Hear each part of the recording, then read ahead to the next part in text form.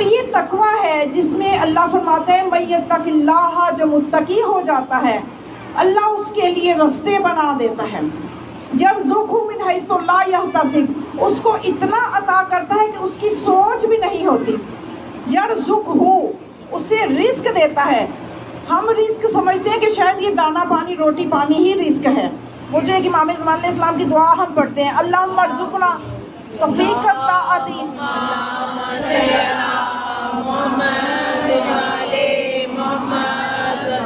امام علیہ السلام کی دعا ہے نا مشہور، اللہم ارزقنا توفیق الطاعت و بعد المعصیہ، یعنی معصیت سے دوری بھی رزق ہے، اطاعت کی توفیق بھی رزق ہے. رزق صرف یہ روٹی یا غذا کا نام نہیں ہے. تو خدا فرماتے ہیں من یتوکل علی اللہ، جو اللہ پہ توکل کرے اللہ ہی اس کے لیے کافی ہے. تو بس یہ تھوڑا سا میں توکل کے حوالے سے بھی اس آیت کے ضمن میں کچھ تقویٰ پہ روشنی ڈالی، کچھ میں توکل کے بارے میں بتا دوں کہ ہمارا عموماً سمجھا یہ جاتا ہے کہ توکل کا مطلب ہے ہاتھ پہ ہاتھ رکھ کے بیٹھ جانا. جیسے اس وقت بھی ہم ہاتھ پہ ہاتھ رکھ کے بیٹھے ہوئے ہیں، لیکن کم از کم اتنا تو کر سکتے ہیں کہ اس وقت اپنے کانوں کو ذرا کھڑا رکھیں تاکہ ذرا ہم سن لے کے بات کیا پہنچ رہی ہے. نعرہ تکبیر، نعرہ تکبیر، نعرہ رسالت، نعرہ رسالت، نعرہ حیدری، حیدری، حیدری، احمدیت زندہ باد، احمدیت زندہ باد، مرد آباد، مرد آباد، دشمن کے دانے بے شمار، محمد والے محمد سب کا صلوات، اللہم صلی علی محمد والے محمد. توکل کیا چیز ہے؟ توکل وہ نہیں ہے کہ جو عموماً سمجھا جاتا ہے کہ شاید ہم ہاتھ پہ ہاتھ رکھ کے بیٹھے رہیں گے اللہ پہ توکل ہے تو اس سے بڑی بات کیا ہوگی. تو امام علیہ السلام کا انتظار بھی اسی طرح سے کیا جا رہا ہے کہ ٹھیک ہے جو بھی خرابی امام آئیں گے تو ٹھیک ہو جائیں گی، امام آئیں گے تو خود ہی دیکھ لیں گے، امام آئیں گے تو خود ہی کر لیں گے. تو یہ نہ تو تیاری ہے، نہ یہ انتظار ہے، نہ یہ توکل ہے. یہ ہم امام بھی اللہ پہ جو توکل کریں اس کا معنی کیا ہے؟ توکل اصل میں حرکت کا نام ہے. اگر ہم کہیں کہ توکل کچھ نہ کرنے کا نام ہے کہ اللہ پہ چھوڑ دو، اللہ مالک، ہم اپنی غفلتوں اپنی کمزوریوں کو چھپانے کے لیے ہم نے ایک رستہ ڈھونڈ لیا ہے، اپنی سستی اور کاہلی پہ پردہ ڈالنے کے لیے، اپنے ضمیر کی آواز کو دبانے کے لیے میرا اللہ پہ توکل ہے. کوئی کام کرنے کو دل نہیں کر رہا، میں تو اللہ پہ توکل کر کے بیٹھی ہوں. اس کوئی آپ کے حق میں غلط کر رہا ہے، خود جا کے آپ اس سے معاملے کو نہیں دیکھ رہے، اپنے حق کے لیے آواز نہیں اٹھا رہے، میرا اللہ پہ توکل ہے. بھائی توکل حرکت کا نام ہے، ہاتھ پہ ہاتھ رکھ کے بیٹھنے کا نام نہیں ہے. اگر ہم کہیں توکل آرام سے بیٹھ جانے کا نام ہے تو پھر خدا قرآن میں کیوں کہتا ہے ان لیس للانسان الا ما سعی، انسان کے لیے وہی ہے جس کی وہ کوشش کرتا ہے. پھر ایک جگہ فرماتا ہے انا سعیہ جرا، کہ بے شک ان کی کوشش کو دیکھا جائے گا، یعنی خدا کوششوں کو دیکھے گا پھر جزا دے گا.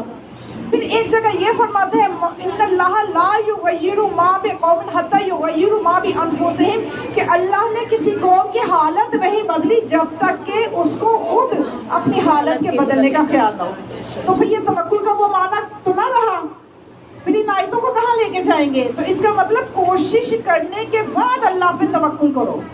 میں ایک مثال آپ کے سامنے دوں اس واقعہ سے واضح کروں معنی کیا ہے توکل کا. کہ ایک عرابی تھا، وہ امام جعفر صادق علیہ السلام کی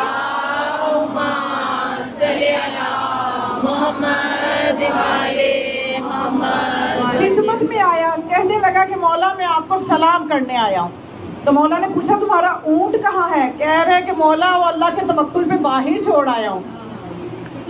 تو مولا نے فرمایا نہیں، اس کو توکل نہیں کہتے، اس کو رسی سے باندھو. کئی رسی سے بندھے ہوئے اونٹ بھی کھل جاتے ہیں، رسی سے باندھ کے پھر توکل کرو کہ باقی کام اللہ دیکھ لے گا. میں نے کوشش اپنی کر لی کہ اس کو رسی سے باندھا، کیونکہ کوئی رسی سے بندھے ہوئے اونٹ بھی کھول کے لے جاتے ہیں.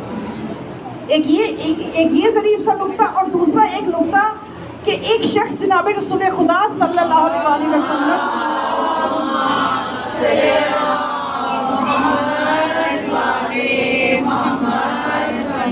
خدمت میں آیا زیارت کے لیے. تو رسول خدا نے پوچھا ہے شخص تیری کیسے آنا ہوا؟ کہنے لگا میں بکریاں چرانے کے لیے آیا ہوا تھا، اب میں آپ کی زیارت کا شوق ہوا، بکریوں کو اللہ کے توکل پہ جنگل میں چھوڑ آیا ہوں اور آپ کی زیارت کے لیے آ گیا ہوں. تو رسول نے فرمایا کہ اللہ کے توکل پہ بھیڑیے بھی وہاں پہ پھر رہے ہیں، انہیں بھی اللہ پہ ہی توکل ہے. تو اس قسم کا توکل نہ کرو، پہلے انہیں باندھو، اس کے بعد اللہ پہ توکل کرو. جناب سیدہ نے ہمیں کتنا خوبصورت سکھایا کہ توکل کیا ہے.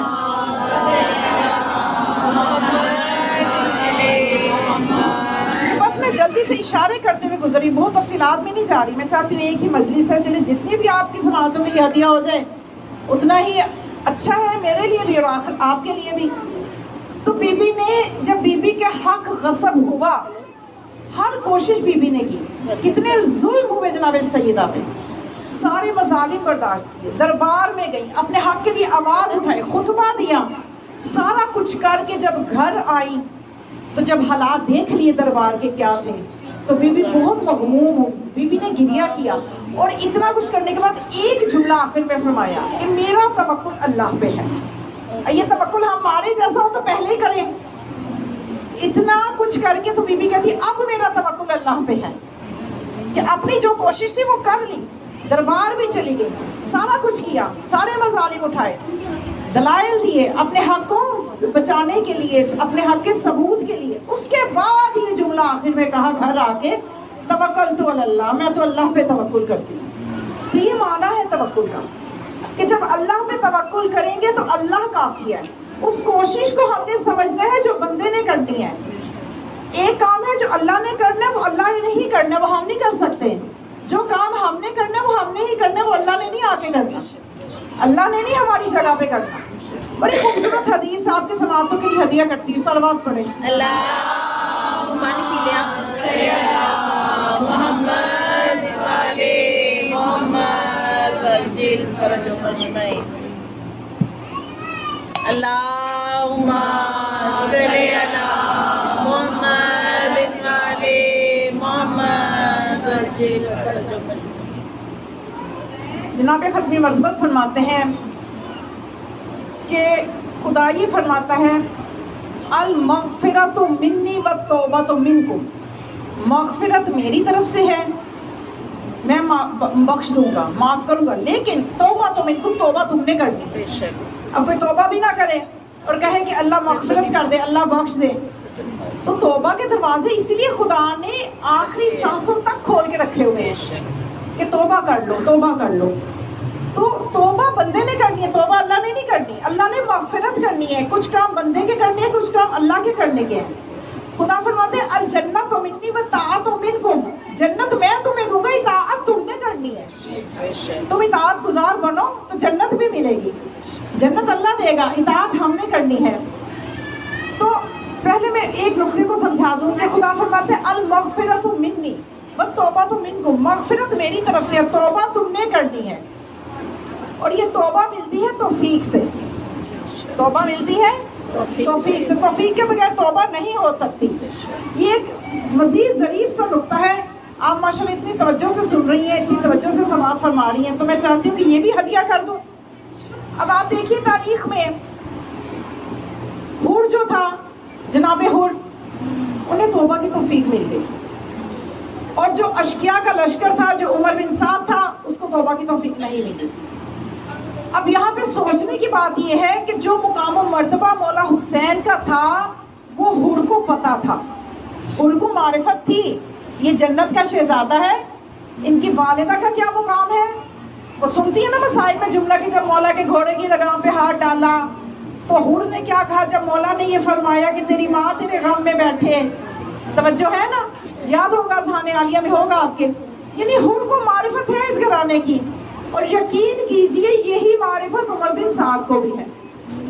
عمر بن سعد بھی جانتا ہے، کیونکہ آپ تاریخ اٹھا کے دیکھیے کہ مولا کے اور عمر بن سعد کے درمیان روایت میں ہے ایک پہر تک گفتگو ہوتی رہی. پہر کا مطلب آپ کو پتہ ہے، تب گھڑیاں نہیں تھی کہ 9 بجے سے 10 بجے تک گفتگو ہوئی یا 4 سے 5 نہیں، تب پہر کے حساب سے بات ہوتی تھی. صبح کا پہر، دوپہر، سپہر. تو یہ ایک پہر جو وقت ہوتا ہے نا، یہ کم از کم 2-3 گھنٹے کا ہوتا ہے.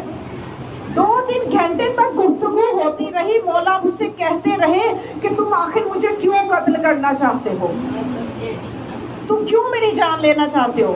یہ مولا، یہاں تک مولا نے اس سے یہ کہا کہ میں تیرے خاندان کا خرچہ بھی اٹھا لوں گا، تو اس چیز سے باز آ جا۔ اب اس چیز کو عموماً نہیں بتاتے، اس لیے نہیں بتاتے کہ شاید سننے والے سمجھیں گے کہ مولا کو اپنی جان کی فکر تھی۔